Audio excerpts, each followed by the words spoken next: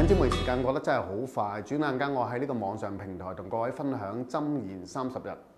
傳道書30日同埋詩篇200日。我好想同各位再去分享舊約嘅，我係好中意舊約，但係我覺得分享咗一段時間之後，我好想去再轉變啊，所以就揀選咗3卷嘅書卷喺新約裏邊嘅非常短嘅書卷。第一卷係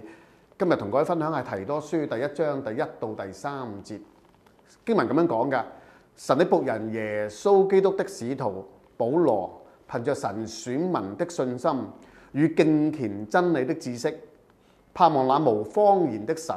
在萬古之先所應許的永生，到了日期，藉着傳揚的功夫，把他的道顯明了。這傳揚的責任是按着神我們救主的命令交託了。原來呢卷嘅書信雖然非常之短，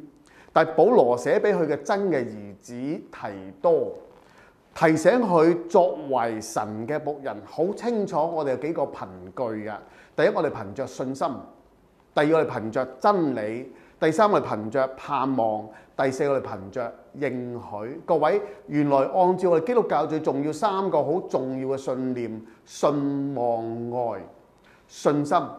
盼望、愛心。佢係我哋成個基督教嘅文化、基督教嘅真理裏邊最重要嘅內涵。所以各位弟兄姊妹，我哋嘅人生，無論你作為一位傳道人，因為普通嘅信徒，我哋要喺我哋嘅言語、我哋嘅生命裏邊，要傳揚呢3樣好重要嘅信心、愛心同埋盼望。保羅唔係停喺呢度㗎，佢提醒佢係憑着呢4樣嘢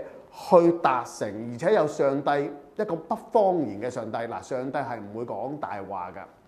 上帝係有信用㗎，人嘅説話係唔可信嘅。但耶和華上帝係一位守約施慈愛嘅上帝。有呢4個嘅憑據加埋，我哋所依靠呢位唔改變嘅耶和華上帝，我哋就有咁嘅動力，有咁嘅目的，